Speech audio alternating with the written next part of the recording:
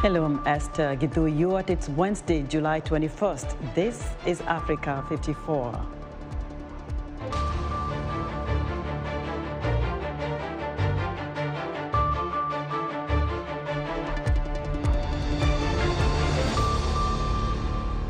A United States-based rights group slams a Kenyan government support program.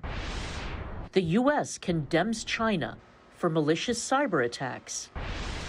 And a Ugandan company turns trash into treasure.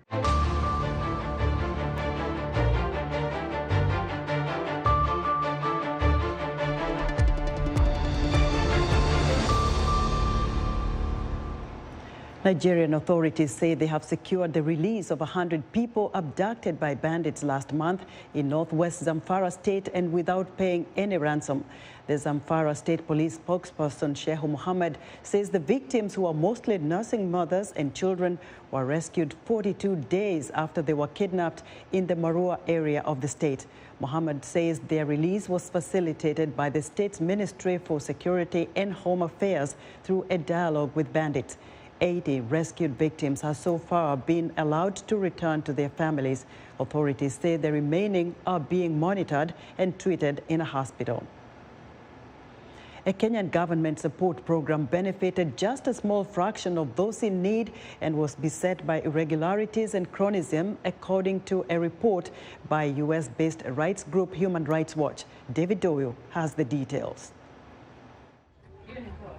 Rosemary Mungai supports her 7 grandchildren by selling soap in Nairobi's Kibera slum. And she's one of thousands that US-based rights group Human Rights Watch says have been failed by a government support scheme intended to shield the Kenyan capital's poorest from the impact of the global health crisis. When coronavirus came, we experienced so many problems because there was just no money. President Uhuru Kenyatta announced the 10 billion shilling, or $92.5 million cash transfer program in May 2020. But on Tuesday, HRW said the scheme, which ended in December, was crippled by irregularities, including cronyism. Officials ignored eligibility benchmarks, a report said, and, quote, directed benefits to their relatives or friends. HRW also said only a small fraction of those in need benefited. Citing a Kenyan government official, the report said of 600,000 households living in Nairobi's 8 informal settlements, less than 5% were enrolled in a cash transfer program by October. Nelson Marwa, Principal Secretary for Social Protection at the Ministry of Labour and Social Protection, dismissed the report's findings as propaganda. He said the money had been managed by a multi-agency team and disbursed by Safaricom, saying they have all the records. The report did not accuse Safaricom, Kenya's biggest mobile operator, of any wrongdoing. HRW alleged that in some cases funds were only partially dispersed to those who were enrolled. Rosemary is one example. According to HRW, she received 1,000 shillings, or a little over $9, for just a few weeks. She's had to share food and supplies with neighbours who received no support.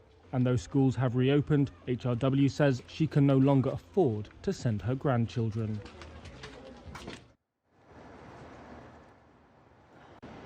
David Doyle of Reuters filed that report. With COVID-19 surging in Senegal, thousands of people are leaving Dakar to join their extended families for Eid al-Adha. But for some, the risks are too great. Angela Okumadu has more. With COVID cases surging in Senegal, Pape Gueye made a difficult decision. For the first time in his life, he won't be spending Eid al-Adha with his 88-year-old mother. I have to stay here like my neighbours do. Since the pandemic is ravaging, I have to stay here. I can't go there. One of my parents is 88 years old, but I can't go there. I don't know if I'm sick. Even if I think I'm okay, I'd rather stay here. His concerns are not without cause. On Friday, President Macky Sall threatened to close borders and impose a new state of emergency after the country broke its daily case record 3 times in a single week. The next day, that record doubled to over 1,350. The increase is happening just as many Senegalese gather for the most anticipated feast of the year. And in the capital, Dakar, on Monday, it was clear that not everyone is going to follow Gay's example. Parking lots and street corners were lined with buses, their roofs loaded with luggage and sacrificial sheep. Inside, few wore masks, and some, like Alassane Sow, dismissed the idea that COVID-19 could trump a holy event. We take our precautions, but after staying so long without seeing your family members, your mother or your children, even if the COVID-19 situation is complicated, you close your eyes and go and put everything in God's hands because everything depends on Him. The virus could have ample room to spread. As is the case across the continent, vaccination levels are low. With thousands of Dakarians making their way into the countryside, just 600,000 doses have been administered to a population of around 16 million. That was Angela Ukumadu of Reuters reporting. Tanzania's main opposition party says its leader has been arrested with 10 other party figures in what it calls proof that President Samia Suluhu Hassan is persisting with the authoritarian rule of her late predecessor, John Magufuli. The Chadema party says leader Freeman Mbowe and the others were detained before dawn at a hotel in the lakeside city of Mwanza, where they had been planning to hold a meeting later on Wednesday to discuss proposals for a new constitution. The arrests followed the detention of dozens of other party members last week for holding a meeting without permission. The United States carried out an airstrike against al-Shabaab militants in Somalia Tuesday. It's the first strike in the country since President Joe Biden came into office. In a statement, the Pentagon says the strike took place near Galkayo, Somalia. While the U.S. has frequently carried out airstrikes in Somalia against al-Shabaab, this was the first since January 20th when Biden took office. The al-Qaeda-linked terrorist group al-Shabaab is seeking to topple the government and establish its own rule in Somalia based on its own strict interpretation of Islamic Sharia law. In the Indian capital, tattoo studios have seen a growing demand for memorial tattoos in the wake of the second wave of the pandemic that claimed tens of thousands of lives. New Delhi was among the worst hit cities in India, as Anjana Pasricha reports. As she gets a tattoo, Rakshita Gupta says her father, who died from COVID-19 2 months ago, meant everything to her and her sister. He taught us to be independent, he taught us to be brave, he gave us all the freedom we need. He taught me everything I knew. The Guptas are among the thousands of families who lost loved ones during a ferocious second wave of the pandemic that shrouded New Delhi in grief in April and May. Some are now memorializing their loss in tattoo studios. That pain is very internal and it will take time, but yeah, just getting a tattoo is like, I don't know, it's a way of, just putting it out there that maybe, to us, that how much are we missing him. I don't know how to live without him, and I thought I want him to be with me. Increasingly, young people have been coming to studios to get body art as a way to express their personality or style. But the growing demand for memorial tattoos is recent. They vary from phrases to images with a special meaning, like the identical ones these sisters chose for their first tattoo. These are the angel wings, because he's our angel watching this over all the time. For tattoo artists, memorial tattoos are more challenging. Some want to always see the tattoo. Others don't want a constant reminder of their loss. Either way, tattoos are milestones on the body. Tattoos are like that. It's like your soul that you carry on your sleeve, what I feel. But at times it can be painful, at times it can be memorable, how you take it. and this happened. Moments of grief are often shared. Sometimes they pour their heart out that, they have lost. Sometimes I talk to them and know, what they are going through. At his studio, Lokesh Verma spends more time conceptualizing memorial tattoos than he did before. He feels they are helping heal a city swept by grief. Mostly people who are very scared of pain, when they're getting a memorial tattoo, they don't even feel the pain as much. They are just thinking about that person whom they lost. So it is more like a therapy to them, and going through this whole ritual of pain and, thinking about them and seeing their image or their signature or their writing come up on their skin. That may be true. The Gupta sisters are contemplating a second tattoo, also memorializing their father. Anjana Pasricha for VOA News, New Delhi. Would like to hear what you think about Africa 54. Join the discussion on Facebook. The address is Africa 54. We're also streaming our broadcast live on Facebook. Please watch and share our show with your friends. Also, check out our headlines 24/7 on voaafrica.com. Next up, turning waste into eco-friendly paper bags. We'll be right back.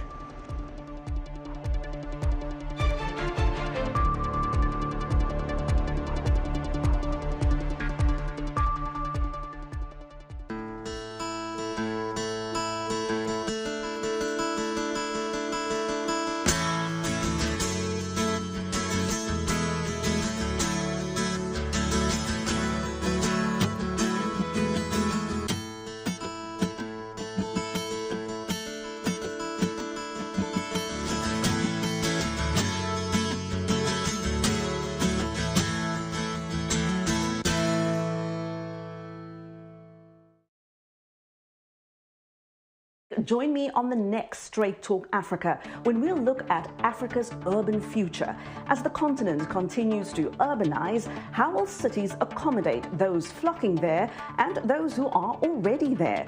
We'll also talk smart cities in Africa. How smart is the idea itself? And we'll hear what you love and don't love about your city. We'll bring you all of that on the next Straight Talk Africa.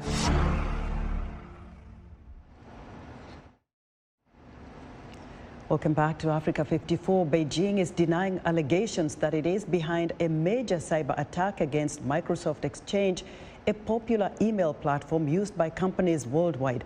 Earlier this week, NATO, the European Union, Australia, Britain, Canada, Japan, and New Zealand joined the US in accusing Chinese state-sponsored actors of malicious cyber activity.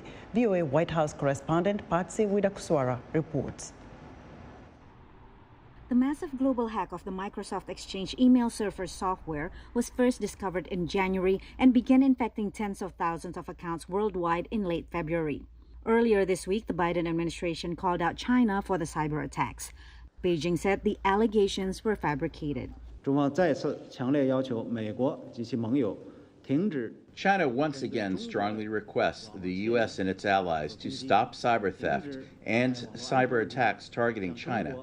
Stop pouring dirty water over China on the issue of cybersecurity. On Monday, U.S. President Joe Biden accused the Chinese government of protecting the hackers. The Chinese government, not unlike the Russian government, is not doing this themselves, but are protecting those who are doing it, and maybe even accommodating them being able to do it.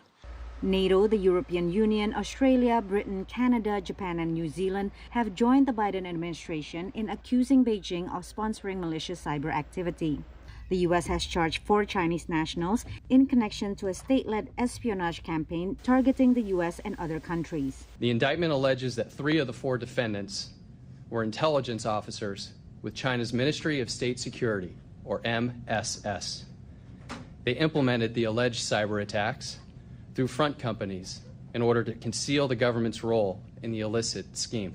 But the Biden administration has not penalized Beijing with sanctions or diplomatic expulsions, as it did in response to Russian cyber attacks in recent months. They're worried about China retaliating, probably against U.S. companies that are doing business inside of China. And I think there's probably difficulty in getting a number of the allies, probably smaller European states with close economic relations with China, to go along with any broad sanctions on China. The White House said the investigation on foreign cyber attacks is ongoing and it is not ruling out future punitive measures. This is not the conclusion of our efforts as it relates to cyber activities with China or Russia. China says it opposes all forms of cybercrime and claims most cyber attacks come from the U.S. Analysts say countries including the U.S., China, and Russia routinely engage in cyber espionage and are unlikely to stop. I am more hopeful that we can have some type of agreement on attacks that are destructive, so that either destroy data or destroy systems. The ransomware attack on the Colonial Pipeline, which forced Colonial to take the pipeline offline for several days, is the type of attack that we want to come up with some agreed shared norms with China and Russia and others. In 2015, then-President Barack Obama and Chinese leader Xi Jinping agreed the two countries will mitigate cyber attacks and investigate cyber crimes originating within their borders. But this latest cyber rift will likely deepen tensions in the U.S.-China relationship. Patsy Widakuswara, VOA News. Space company Blue Origin and Amazon founder Jeff Bezos rocketed to space Tuesday with the world's oldest and youngest people to ever fly in space. Bezos' flight follows last week's Barbados jaunt by Virgin Galactic Richard Branson's. The two billionaires are further ushering in an era of space tourism and exploration. VOA's Laura Bowman has our story. And they are back. After an historic suborbital flight that included the world's richest man, Jeff Bezos, the world's oldest person in space, 82-year-old Mary Wallace Wally Funk, and the youngest, 18-year-old Oliver Damon. Go, Jeff, go, Mark, go, Wally, go, Oliver. You are going to space. Blue Origin founder Jeff Bezos and his brother and crew blasted off from West Texas Tuesday. The New Shepard rocket carrying them was named after America's first astronaut. It flew on the 52nd anniversary of the Apollo 11 moon landing. In the roughly 10-minute-long flight, Bezos and his crew reached an altitude of 65 miles and experienced 3 minutes of weightlessness before a touchdown that technical experts described as like sitting softly in a chair. Okay, maybe not. Touchdown.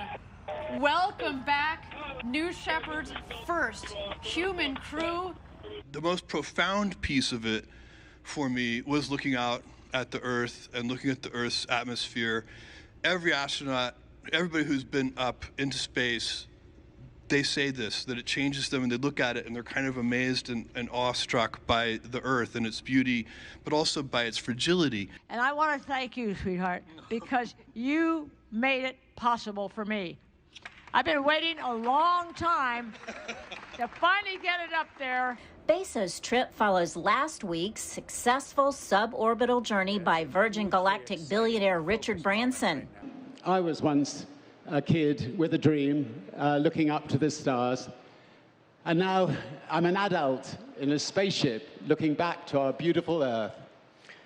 To the next generation of dreamers, if we can do this, just imagine what you can do.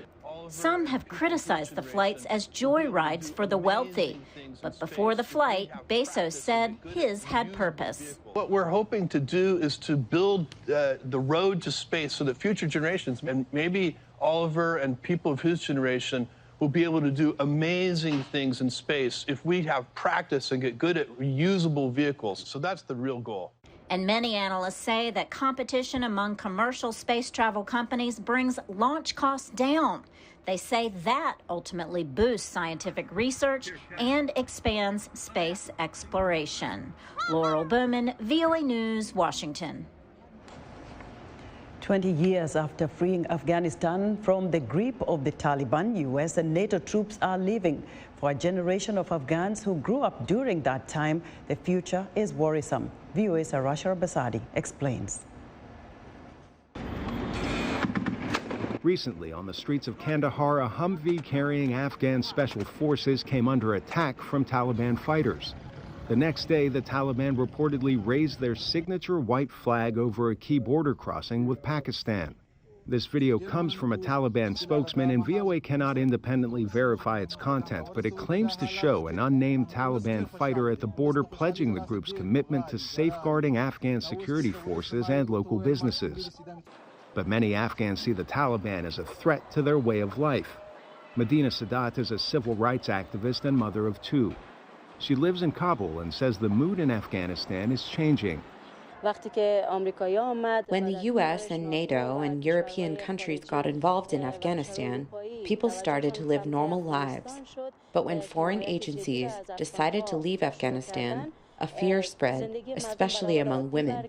We are worried about what will happen to us and what will happen to our family members in the future. Meanwhile, from his shop in Kabul, Murtaza, who has only been in business for a year, has his own concerns as a small business owner. We want a better future without war, without coronavirus, and without steep prices, because we all want a peaceful life. He adds that uncertainty for his business rises as the Taliban's footprint grows. I must say I'm very worried. Maybe many problems will multiply, and maybe I won't be able to support my family. Our biggest fear is that if the Taliban enter Kabul, they will create massive fear and terror in people's minds and drive them away from their homes. Murtaza says the international community should do more to pressure the Taliban into joining a peace process with the Afghan government. Medina Sadat doesn't see that happening. Taliban are the same as they were 20 years ago. The ideology is the same as before. Life under Taliban rule is like you are in a cage, especially for women. Like mothers around the world, I want the best life for my kids, a better and bright future. But I don't see that for kids with the Taliban's comeback. I worry their basic rights will be violated. I am fearful for my son, but even more worried about my daughter. The Biden administration pledged ongoing financial support for the Afghan government, but those living increasingly close to the violence with memories of life under Taliban rule are concerned that pledge may not be enough. Arash Arabasadi, VOA News. In our tech news, it's not uncommon to see people carry paper bags to schools, offices, and to and from retail and grocery stores. But perhaps you could argue that it's a new trend because they are 100% recyclable. In Uganda, Ori Bags Innovations, one of the leading manufacturers of eco-friendly paper bags, is turning various forms of waste into valuable products. For more, Africa 54 technology correspondent Paul Ndiho spoke to Rusia Orikiriza, CEO Ori Bags Innovation in Kampala, Uganda. Rusia Orikiriza, welcome to Africa 54. Thank you, Paul. Came up with this incredible idea back in the day, and now you are one of the leading producers of paper bags in Uganda. Tell me a little bit more about your innovations. At Ori Bags, we do ecologically recover agricultural wastes, office waste, to make packaging materials in different sizes, colors, and shapes, and we mainly specialize in two lines, one in gift bags and the second one in gift boxes. You talked about agriculture and office recyclables. So what's that? What are you talking about? We work with the different farm suppliers where we use cotton waste.